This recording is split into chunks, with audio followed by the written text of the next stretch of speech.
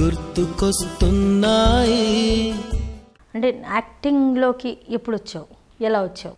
యాక్టింగ్లోకి first నా serial ముద్దుబిడ్డ, అది కూడా ఆడిషన్ ద్వారా వెళ్ళాను. లక్ బై ఛాన్స్ దాంట్లో సెలెక్ట్ అయిపోయా. అందులో కూడా ఇప్పుడు దీంట్లో చేస్తున్న మనసు మమత దాంట్లో నా చెల్లి ఇప్పుడు కరుణ చందు, తను దాంట్లో మా మదర్ ఉండేది ముద్దుబిడ్డలో. ఇందులో ఉండే చెల్లి, అందులో మదర్ ఉండేది. మరి ఎలా చేసింది ఆ పిల్ల? ఇందాక నిన్ను అడిగితే నేను మదర్ ఏంటి అని అన్నావు కదా, అంటే నా వయసు ఏంటి ఆ పిల్లలకి నేను మదర్ ఏంటి అన్నావు. మరి ఈ అమ్మాయి చెల్లి అమ్మాయి మదర్ ఎలా చేసింది? ఐ డోంట్ నో, యాక్చువల్లీ తన హైట్, హెల్త్, పర్సనాలిటీ ఒకవేళ శారీ వేసుకుని అది సూట్ అయితే బాగా సూట్ అవుతుంది. కానీ నేను ఇప్పుడు ఎలా ముసలిదానిలో కనిపించినా ఆ పిల్లలు ఎంత ఉంటే, యాక్చువల్లీ మా ఇద్దరు కూతురు హైట్ తనకన్నా చిన్న, సో ఒక మెయింటైన్ ఉంటుంది. అంటే మమ్మీ హైటెడ్ ఉంటుంది, డాడీ హైటెడ్ ఉంటారు, పిల్లలేమో కొంచెం షార్ట్. నేను ఇంకా లహరి మా సిస్టర్ ఉండేది అందులో ముద్దుబిడ్డలు లహరి. సో అంటే ఒక ఫ్యామిలీ అర్థమవుతుంది, ఓకే మమ్మీ డాడీ పిల్లలు అనేసి. కానీ నాకు వచ్చే క్యారెక్టర్స్ ఎలా అంటే నాకన్నా పెద్దవాళ్ళు ఉంటారు, హైట్ అయినా హెల్త్ అయినా ఏజ్ అయినా వాళ్ళు చూస్తేనే అర్థం అవుతుంది. సో మరి ఇలాంటి అలాంటి కామెంట్స్ ఏం రాలేదా నీకు? మదర్గాను అంతంత పిల్లలు ఉన్నారు కదా మనసు మమతలో కూడా. మనసు మమతలో ఎందుకు రాలేదంటే ఫస్ట్ ఒక అబ్బాయిని చూసినప్పుడు ఆ అబ్బాయికి మేము వద్దనేసాం. నేను ఇంకా ఇందులో మా హస్బెండ్ ఉన్నారు సందీప్ అనేసి. సో మేమిద్దరు చూసినప్పుడు తను వద్దన్నాడు, నేను వద్దన్నాను. నేను అంత పెద్ద అబ్బాయి అసలు అందరూ ఒకే ఏజ్ గ్రూప్లో ఉన్నాం ఇక్కడ, కొంచెం చిన్న అబ్బాయిని పెట్టండి అనేసి. మళ్ళీ చిన్న అబ్బాయిని పెడితే okay he's little bit suitable, కొంచెం సూట్ అయ్యాడు. అబ్బాయి అయితే పర్వాలేదు, కొంచెం సన్నగా ఉంటాడు, ఓకే నాకన్నా కొంచెం హైట్, ఎందుకంటే అబ్బాయిలు ఆల్మోస్ట్ హైట్గానే ఉంటారు, సో దానికి ప్రాబ్లం లేదు. కానీ వేరే సీరియల్కి నాకు బాగా కమెంట్ వచ్చింది, అసలు చేయకండి, ఎందుకు చేస్తున్నారు, ఎందుకు చేసుకుంటున్నారు అనేసి. సో దాన్ని మళ్ళీ దాని తర్వాత వదిలేసాను, ఆ సీరియల్ చేయడం మానేసాను. నీకు ప్రాబ్లమ్స్ ఏం రాలేదా సీరియల్ మూవీస్లో అట్లాంటివి? లేదు. అంటే బయటికి వెళ్తే వాళ్ళు మాట్లాడే బిహేవియర్ కానీ అంటే నువ్వు ఎప్పుడు వచ్చాను ఫీల్డ్లోకి? నేను ఫీల్డ్లో 2008లో వచ్చాను. 2008 అంటే ఇప్పుడు వచ్చి ఎన్ని సంవత్సరాలు? 5 years? No 9 years. 9 years. 9 years. నాకంటే 2 years తర్వాత వచ్చావు అంతే. అంతే తేడా. అయితే ఇప్పుడు ఈ మధ్యలో అంటే నువ్వు డాన్సర్ అని చెప్పావు కదా, డాన్స్లో ఎలా మరి అక్కడేం ప్రాబ్లం వచ్చేది కదా? లేదు, డాన్స్లో అంటే నేను ఆడిషన్ త్రూ వచ్చాను. ఫస్ట్ ఆడిషన్ అది సారథి స్టూడియోలో జరిగింది, అది ఆట 3, అప్పుడు ఓంకార్ సార్ యాంకర్ అయిన డైరెక్టర్. సో దాంట్లో ఒక్కొక్క రౌండ్ క్లియర్ చేస్తూ చేస్తూ చేస్తూ మళ్ళీ ఫైనల్కి వచ్చాను. ఫైనల్ వచ్చే ముందే నాకు చాలా ఆఫర్స్ వచ్చేసాయి మూవీస్కి, సీరియల్స్కి, యాంకరింగ్స్కి. బట్ వెళ్ళాను, అవ్వలేదు అక్కడ. ఆడిషన్ కొంచెం ప్రాబ్లం అయింది, అదే యాక్టింగ్ అప్పుడు అంత ఫ్లూయెంట్గా వచ్చేది కాదు, సో అది క్యాన్సిల్ అయింది. మళ్ళీ ఇంటికి వెళ్ళిపోయాను. దాని తర్వాత వచ్చాను మళ్ళీ 2012లో మళ్ళీ వచ్చాను. అప్పుడు ఫస్ట్ టైం ముద్దుబిడ్డ ఆడిషన్కి వెళ్ళాను. ఒక్కదాన్ని వెళ్ళాను నేను, మమ్మీని తీసుకెళ్ళలేదు, అందుకే సెలెక్ట్ అయ్యావు? లేదు అలానే కాదు, వెళ్ళాను. మళ్ళీ నేను ఒక పట్టుదల ఏమంటారు దాన్ని, आप हिंदी में बोलो, मैं तेलुगु में ट्रांसलेट करती. अरे सॉरी, నాకు కూడా తెలుగు అంతంత మాత్రం వచ్చు. ఓకే. థామ్ కే గై పట్టుదలతో వెళ్ళాను అన్నమాట. వచ్చేసింది చూసారా, అంటే రివర్స్ లో మాట్లాడితే తప్ప అవతల వాళ్ళకి నిజం రావు బయట. ఓకే. సో నేను అన్నాను ఓన్లీ 1 week ఉంటాను, ఎక్కడెక్కడ ఆడిషన్స్ ఇవ్వాలో ఇస్తాను, అయితే అయింది, లేకపోతే ఇంటికి వెళ్ళి నోరు మూసుకుని చదువుకుని ఏదో ఒక జాబ్ చేసుకుంటానని. ఎంతవరకు చదివా? నాకు డిగ్రీ అయింది. మరి జాబ్ ఎందుకు ట్రై చేయలేదు, ఫీల్డ్లోకి ఎందుకు వచ్చావు? అంటుంది అదే కదా, ఇప్పుడు ఈ 1 week చూస్తాను, అయితే అయింది, లేకపోతే ఇంకా అదే పరిస్థితికి వచ్చేది ఎట్లా జాబ్కే. So luck by chance Saturday last day, Sunday నేను రిజర్వేషన్ చేసుకున్నాను మళ్ళీ రిటర్న్ వెళ్ళడానికి. సాటర్డే ఈవినింగ్ కాల్ వచ్చింది, యూ గోట్ సెలెక్టెడ్ అని. అమ్మయ్యా అనుకున్నా, మళ్ళీ వెళ్ళి బట్టలవన్నీ తీసుకుని మళ్ళీ వచ్చి ఉన్నాను. సో దాని తర్వాత నుంచి ఓకే కంటిన్యూగా అవుతున్నాను. 2012 నుంచి అంటే ప్రాపర్ కంటిన్యూ అనమాట. ముద్దుబిడ్డ, దాని తర్వాత సూపర్ జోడి, మళ్ళీ పుట్టింటి పట్టు చీర, సేమ్ అదే సీక్వెన్స్లో వచ్చింది. మళ్ళీ దాని తర్వాత ఇప్పుడు మనసు మమత, అది కూడా ఇంటికి వెళ్ళిపోయాను కాబట్టి 1.5 year మధ్యలో గ్యాప్ వచ్చింది. లేకపోతే ఇంకేదో ఏదో ఒకటి చేసేది. నీ ఫ్యూచర్ ప్లాన్స్ ఏంటి? ఫ్యూచర్ ప్లాన్స్ అంటే అలా ఏం లేదు, జస్ట్ కంటిన్యూ అంటే. ఇప్పుడు ఏదైనా ఒకవేళ సపోజ్ మనసు మమత అయిపోయింది, నెక్స్ట్ ఆఫర్స్ రాలేదు, ఆ తర్వాత ఏం చేస్తావు? ఇంటికి వెళ్తావా, డ్యాన్స్ ప్రోగ్రామ్ చూసుకుంటావా, నెక్స్ట్ వేరే దానికి ఏమైనా ట్రై చేస్తావా? ఇప్పుడు మరీ అంత ఇదైతే ఏం కాదుకి అస్సలు ఏమి రావు. మేబీ అలా అవ్వచ్చు కూడా, షూర్ లేదుకి వస్తుంది అనేసి. రాకపోతే ఉండి ఒక 1 month ఏదో ట్రై చేస్తాను, అదర్వైజ్ ఐల్ గో బ్యాక్. అంతే. అంతే, మళ్ళీ వెళ్ళేసి మళ్ళీ వస్తావు. మళ్ళీ ఆఫర్ వచ్చినప్పుడు వస్తాను. అంటే అలా వెళ్తూ వస్తుంటే వీళ్ళకి ప్రాబ్లం కాదా? అంటే ఈ అమ్మాయి ఏంటబ్బా వెళ్ళిపోతుంది. వీళ్ళకి ప్రాబ్లం కాదు, ప్రాబ్లం వచ్చేది నాకు. అసలు ఏం లేకుండా ఇక్కడ ఉండాలంటే నాకు అంత ఎక్స్పీరియన్స్. అప్పుడు వెళ్ళేటప్పుడు ఎవరికైనా చెప్పేసి వెళ్ళు. అందరి దగ్గర నంబర్స్ ఉంటాయి నాకు, ఎందుకంటే నేను నాది ఇక్కడ నంబరు, ఊరి నంబరు, అన్ని నంబర్స్ స్ప్రెడ్ చేసి పెట్టాను. సో ఏమైనా ఉంటే వాళ్ళు చెప్పేస్తారు ఫేస్బుక్లో అయినా వాట్సాప్లో అయినా. So they do. ఓకే. అంటే ఇప్పుడు ఏ డాక్యుమెంటరీస్ కానీ అలాంటివి ఏం చేయట్లేదు? మూవీస్, షార్ట్ ఫిల్మ్స్ అంటే నేను ఏం చేయలేదు ఇప్పుడు. మూవీస్ చేసావా? మూవీస్ ఏం ఆఫర్స్ రాలేదు? ఇప్పుడే రీసెంట్గా ఒక ధృవ చేశాను. ధృవ చేసావా? రీసెంట్గా ఒక ధృవ చేశాను, చూసారా? చేసి కూడా చేశాను. అది కాదు, అంటే నాకు చెప్పిన క్యారెక్టర్ చెప్తుంది అదే కదా, చెప్పిన క్యారెక్టర్ ఒకటి వచ్చింది ఒకటి. ఎందుకు అలా చేస్తున్నారు? నీ విషయంలో ఎందుకు అలా జరుగుతుంది? నాకు తెలీదు అబ్బా, నిజంగా తెలీదు. అంటే ఎందుకు ప్రతిదాని నాతోనే ఎందుకు ఇలా అవుతుంది? నీలో ఎక్కడో ఏదో లోకం ఉంది, అందుకే తెలుస్తుంది అలా. అంటే మరి లేకపోతే ఫోన్లో చెప్పడమేమో ఈ క్యారెక్టర్ అంటారా? అక్కడికి వెళ్ళగానే ఎందుకు అలా చేస్తున్నారు? ఇంకా మంచి క్యారెక్టర్ ఇవ్వాలి. నిన్ను చూడగానే, నీ ఫిగర్ చూడగానే అంటే బాగుంది లుక్, మంచి క్యారెక్టర్, ఒక హీరోయిన్ ఫ్రెండ్ కావచ్చు, అట్లాంటివి ఇవ్వచ్చు కదా. అది కూడా అలాంటి ఆఫర్స్ కూడా చాలా వచ్చాయి. 1000 ఆఫర్స్ వెళ్ళాను, ఒకటే ముక్క చెప్తానమ్మా, చెప్తాను ఆ వర్డ్తోనే నాకు విసుకొచ్చింది తెలుసా అసలు. అందుకే ఆఫీస్ వెళ్ళడం మానేసాను. ఇంకా మీరు అంటారంతే, చెప్తాను, పిలుస్తారు, చూస్తారు, మాట్లాడతారు, పంపించేస్తారు, చెప్తారంటారు, మళ్ళీ ఇంకా సంవత్సరాలు ఫోన్సే ఉండవు. ఇవి అసలు అత్తా పత్తా ఉండదు. ఎందుకు జరుగుతుంది అంటే మీడియేటర్స్ మధ్యలో ఏమన్నా హెడ్ ఎక్సా? నాకు దొరికినంత మీడియేటర్స్ అంతా ఇప్పుడు దాకా బాగానే ఉన్నారు. కొంతమంది అయితే డైరెక్ట్ కూడా కనెక్ట్ అయ్యారు, వాళ్ళు బాగానే ఉన్నారు. బిహేవియర్, నేచర్ అంతే నాకు అసలు అలా ఏం అనిపించలేదు. అరుణ్ అది ఎందుకు అలా అవుతుందో ప్రతిసారి నాతో. మరి ఎందుకు అవుతుంది? మరి పిలిచేది ఒకటి, ఇచ్చేది ఒకటి, ఎందుకు చేస్తున్నారు అసలు? మరి ఇందులో ఓకేనా? పిలిచి మనసు మమతలో మంచిగానే ఇచ్చారు, పిలిచింది కరెక్ట్. సీరియల్స్ లో ప్రాబ్లం లేదు, మూవీస్ లో మాత్రం ప్రాబ్లం. అంటే ఇందాక సీరియల్లో కూడా అన్నావు కదా వేరే దాంట్లో, అది పుట్టింటి పట్టుచీరలో అయింది, అలా అయింది అని చెప్పావు కదా. ఆ తర్వాత మళ్ళీ లీడ్ అన్నారు, కానీ తెలిసిన తర్వాత అది సిస్టర్ క్యారెక్టర్ ఇచ్చారు. ఫస్ట్ నాకు మెయిన్ లీడ్ విలన్ ఉన్నారు, ఆపోజిట్ క్యారెక్టర్ ఉన్నారు. వెళ్ళిన తర్వాత నాకు సిస్టర్ చేస్తారు. అది అందుకని అదొక దాంట్లో మాత్రం ప్రాబ్లం అయింది.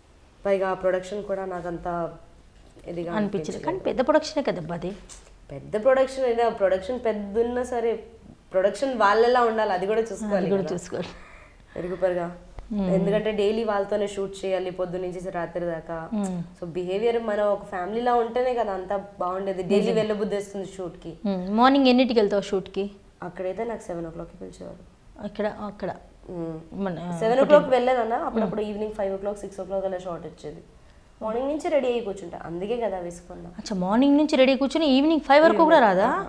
అప్పుడప్పుడు అలా వచ్చేది. లేకపోతే ఒక 2 hours వచ్చేది, ప్యాకప్ కూడా నాది అయిపోయేది, నన్ను పంపించేవారు కాదు. ఎందుకు?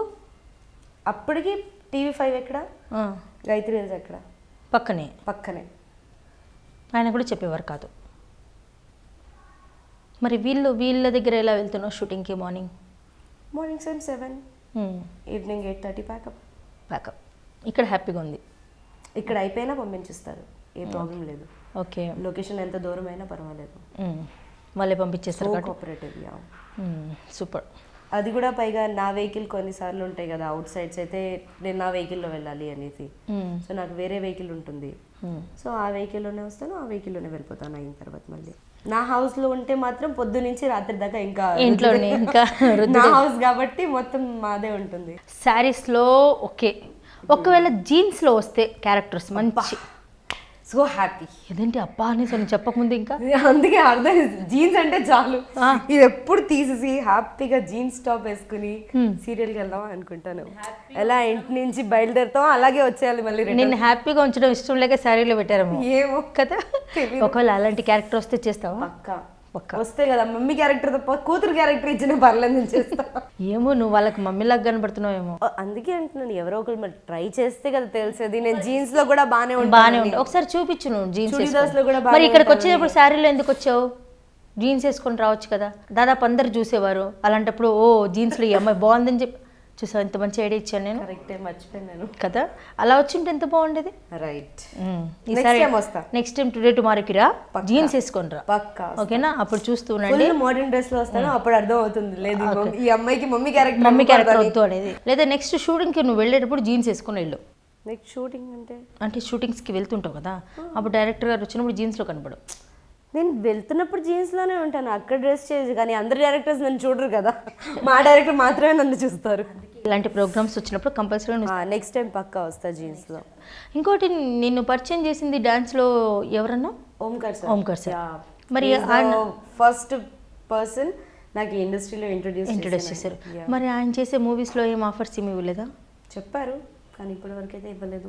ఎందుకలా? అంటే ఫస్ట్ ఆయనే కదా నీకు ఇంట్రొడ్యూస్. అదే తెలీదు, ఐ డోంట్ నో అదేంటి. కానీ మాట్లాడుతూ ఉంటాయి, మధ్య మధ్యలో అడుగుతూ ఉంటారు, మాట్లాడుతూ ఉంటారు, క్యాజువల్ టాక్స్ అవుతూ ఉంటాయి, హాయ్ హలో హవ్ యూ మధ్య మధ్యలో అవంతా ఓకే. బట్ మూవీస్ గురించి నేను అడిగాను అన్నారు, చెప్తారండి. చెప్పాను కదా ఇప్పుడు, చెప్తాను ఇది ఒక ఫిక్స్ అయిపోయింది లైఫ్ లో. చెప్తాను అంతే. అదే నెక్స్ట్ టైం నువ్వు కూడా డేట్ అడిగినట్టు చెప్తాను అని చెప్పి సరిపోతుంది. ఆయన చెప్పినప్పుడు ఫోన్ చేస్తే ఆయన చెప్తాను సార్ అని అయిపోయింది కదా.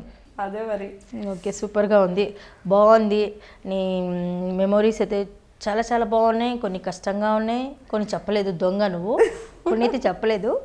సరే ఓకే, ఏముంది ఇది యాక్టింగ్ అని చెప్పేయచ్చు కదా. ఏమవుతుంది చూసే వాళ్ళ ఇంట్లో నాకు అవుతుంది మళ్ళీ రౌండ్. ఫస్ట్ రౌండ్ అయిపోద్దా? ఫస్ట్ రౌండ్ ఆఖరి రౌండ్ అన్నీ అయిపోతాయి ఒకేసారి. ఇప్పుడు హోలీ పండగలు అన్నీ చేస్తుంటావు కదా, మరి అంటే నీ బాయ్ ఫ్రెండ్స్ అంటే నీ స్కూల్స్లో ఉండేవాళ్ళు వాళ్ళందరితో మంచి బాయ్ ఫ్రెండ్స్ స్కూల్స్లో ఉండేవారు కాదు, బాయ్ ఫ్రెండ్సే కదా. వాళ్ళు ఏమంటారు బాయ్ ఫ్రెండ్స్? బాయ్ ఫ్రెండ్ అంటే లవ్, ఆ బాయ్ ఫ్రెండ్ కాదు, బాయ్ అంటే అబ్బాయి. తెలుసా లైఫ్లో ఇప్పుడు దాకా. అవునా? I have no friends. ఎందుకలా? ఐ డోంట్ నో, అది కూడా తెలియదు నాకు. ఫ్రెండ్స్ లేరు. ఒక అమ్మాయి ఉండేది కానీ తనతో కూడా బ్రేకప్ అయిపోయింది. బ్రేకప్ అయ్యి లవ్వా ఏంటి? బ్రేకప్ అంటావు వాళ్ళతో? అమ్మాయితో బ్రేకప్ ఏంటి? బెస్ట్ ఫ్రెండ్ అంటే ప్రతి ఒక్కటి ఆ అమ్మాయితోనే షేర్ చేసుకున్నాను. తన పేరు విజయశ్రీ, నా పేరు దివ్యశ్రీ, తన పేరు విజయశ్రీ. అంటే పేర్లు కూడా శ్రీ. యాక్చువల్లీగా సిస్టర్స్ లా ఉండేవారు మేము. సడన్ గా ఏమైందో తెలీదు, షీ టర్న్డ్ హర్ వే. అంటే నేను ఈ ఇండస్ట్రీకి వచ్చిన తర్వాత తను స్కూల్ తర్వాత కొన్ని సంవత్సరాలే రానుపోను ఉండేది తన ఇంటికి, వెళ్తూ ఉండేదాన్ని. ప్రతిసారి నేనే వెళ్తూ ఉండేదాన్ని తన ఇంటికి. మళ్ళీ తను వేరే క్లాసెస్ కోచింగ్ కాలేజ్ జాయిన్ చేసేసరికి ఆ ఫ్రెండ్స్ అక్కడ కలిసిపోయారు, నన్ను మర్చిపోయింది. అయ్యో, ఎప్పుడో స్కూల్ది. దాని తర్వాత నుంచి ఒక ఫ్రెండ్ నేను ఫ్రెండ్సే చేసుకోలేదు. అవునా? ఇక్కడ కూడా ఎవరు. ఏమ్మా ఏం పెట్టావు తల్లి నువ్వు? అసలు ఈ అమ్మాయి ఇంట్లో మర్చిపోలేకపోతుంది. ఇద్దరు బ్రేకప్ అయ్యారు. మా ప్రోగ్రామ్ ద్వారా మీరు ఇద్దరు ఫోన్లు చేసుకొని మాట్లాడుకోండి, ఓకేనా? ఈసారి అసలు తెలుగే రాదా? హిందీలో చెప్తాను. క్రిస్టియన్ అమ్మాయి. క్రిస్టియన్ అయితే తెలుగు రాదా? ఇక్కడది కాదు కదా, మా స్కూల్ ఫ్రెండ్. మీ స్కూల్ ఫ్రెండా? క్లాస్ 8th నుంచి ఉండేది, 8th 12th ఫస్ట్ ఇయర్. తర్వాత ఇప్పుడు 2010-11లో అయింది. ఓకే,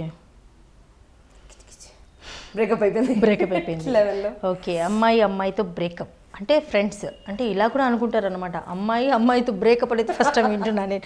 బాయ్స్తో విన్నానే కానీ బ్రేకప్ అయింది. బ్రేకప్ అంటే ఒట్టి లవ్ లో బ్రేకప్. అందులో కూడా లవ్ ఉంది కదా ఫ్రెండ్స్ లో కూడా. కానీ వేరే వాళ్ళు వినే వాళ్ళు అలా అనుకోకూడదు అని చెప్తున్నారు, అలా ఫ్రెండ్షిప్ కూడా బ్రేకప్స్ ఉంటాయి అని. ఓకే, సో దాని తర్వాత నుంచి ఇప్పుడు మళ్ళీ నో ఫ్రెండ్స్ ఎట్ ఆల్. ఈ ఇండస్ట్రీలో కూడా ఎవరు ఫ్రెండ్స్ లేరు. షూటింగ్ లేనప్పుడు మాత్రం రూమ్ లోనే కూర్చొని ఉంటాను, రుద్దుకోవడం అంతే. ఓకే దివ్య, చాలా చాలా బాగా మాట్లాడావు. కొన్ని మాట్లాడలేకపోతున్నావు, కొన్ని మాట్లాడుతున్నావు. ఇప్పుడు నేను ఒక క్వశ్చన్ అడుగుతాను, కాకపోతే ఓపెన్గా చెప్పాలి. చెప్తావని నేను ఆశిస్తున్నాను, ఓకేనా? ఫీల్డ్లో నీకు ఎలాంటి ప్రాబ్లమ్స్ అంటే వెళ్ళిన తర్వాత ఫీల్డ్లో మాట్లాడడం కానీ, వాళ్ళు అక్కడ వెయిట్ చేయించడం కానీ, వాళ్ళ బిహేవియర్ ఎలా ఉండే నీతో కానీ నీ ఫ్రెండ్స్తో కానీ? ఒక పర్టికులర్ ఈ ఇండస్ట్రీలో మాత్రమే. ఓకే, సో ఈ ఇండస్ట్రీలో మాత్రం నేను దేవుడి దయ వల్ల ఇప్పటి వరకు ఏ ప్రాబ్లం ఫేస్ చేయలేదు, బై గాడ్స్ గ్రేస్. ఈవెన్ తో నేను బయట వెళ్ళినా కూడా చాలా మంది నన్ను అడుగుతారు, ఈ ఇండస్ట్రీలో ఇలా ఇలా ఉంటాయి కదా, వింటూ ఉంటాం మేము, కమిట్మెంట్స్, కాంప్రమైజ్, ఇది అది అనేసి. సో నీతో ఎప్పుడు ఎవరైనా ఏమి అనలేదా, అడగలేదా అని నేను దేవుడి దగ్గర ఇప్పుడు దాకైతే ఏమి రాలేదు, స్మూత్ గా నడుస్తుంది. స్టార్టింగ్ వచ్చినప్పుడు అదే అడిగారు కదా మీరు, ఎలా నడుస్తుంది, స్మూత్ గా అన్నాను కదా. సో ఇప్పుడు అలాగే స్మూత్ గానే నడుస్తుంది. సో నాతో అయితే ఇప్పుడు వరకు ప్రాబ్లం రాలేదు.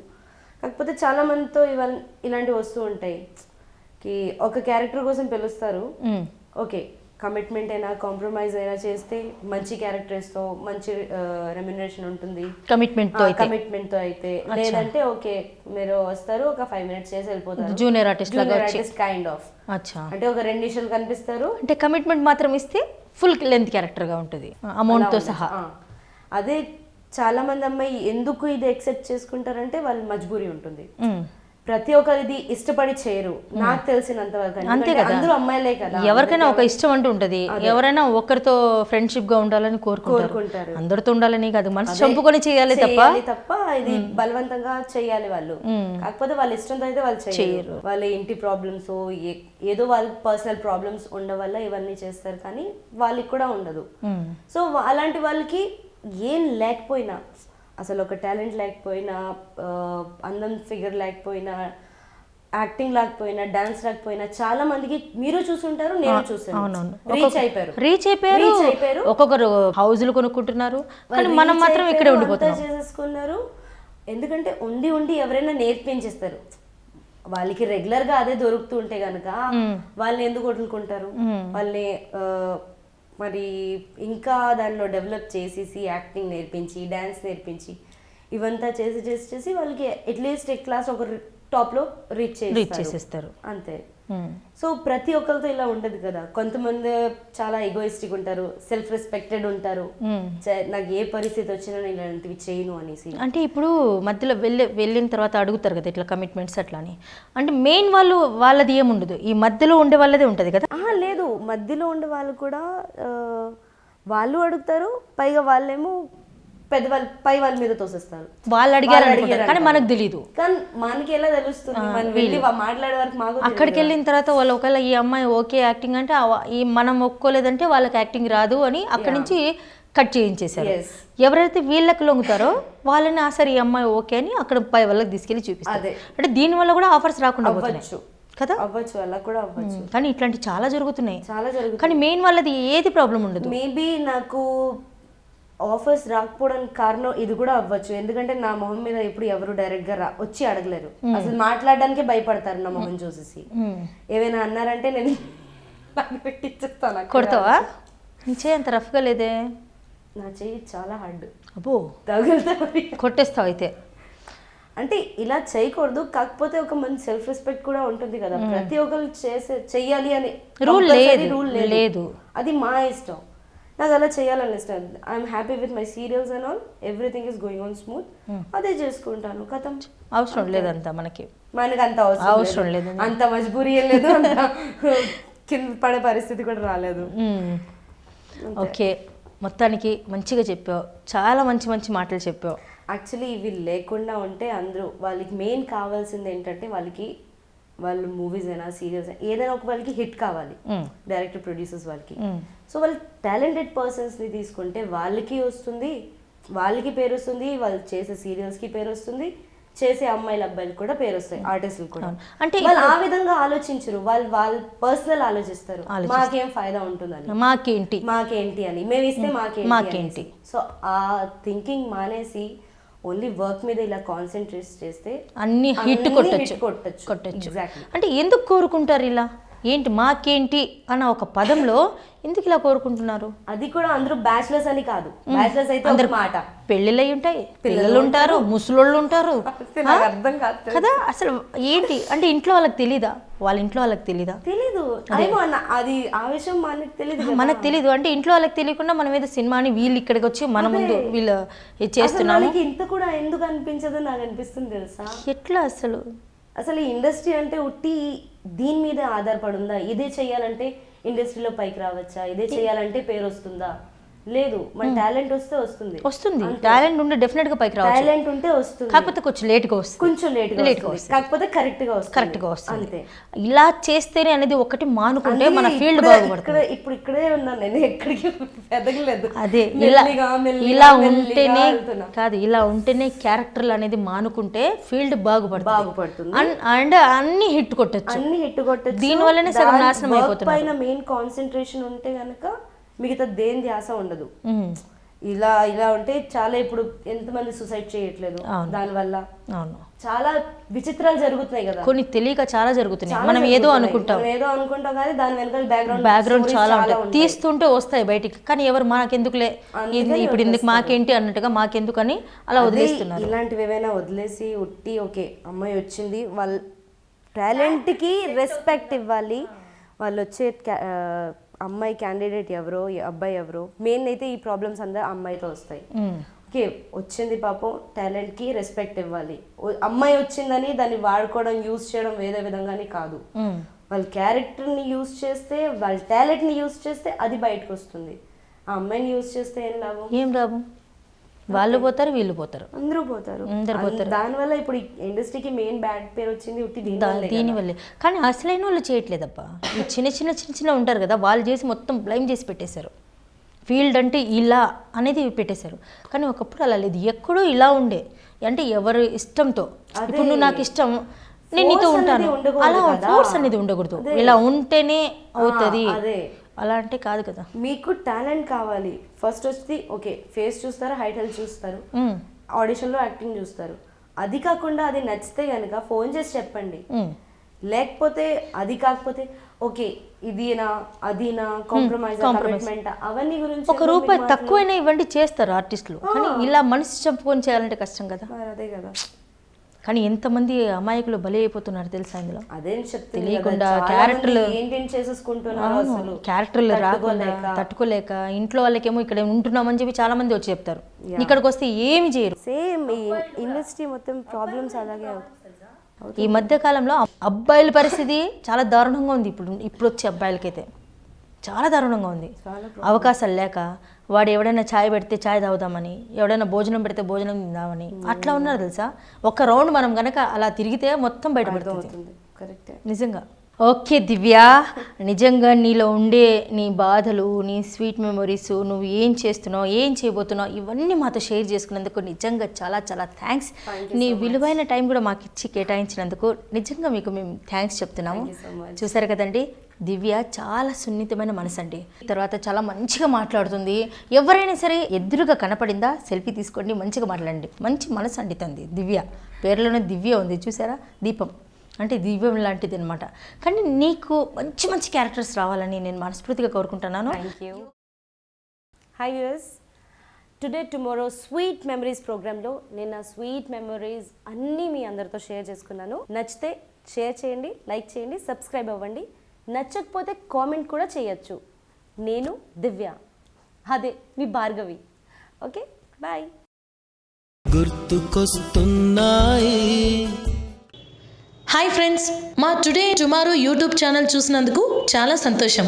మీకు నచ్చితే లైక్ చేయండి, సబ్స్క్రైబ్ చేయండి, నచ్చకపోతే కామెంట్ చేయండి.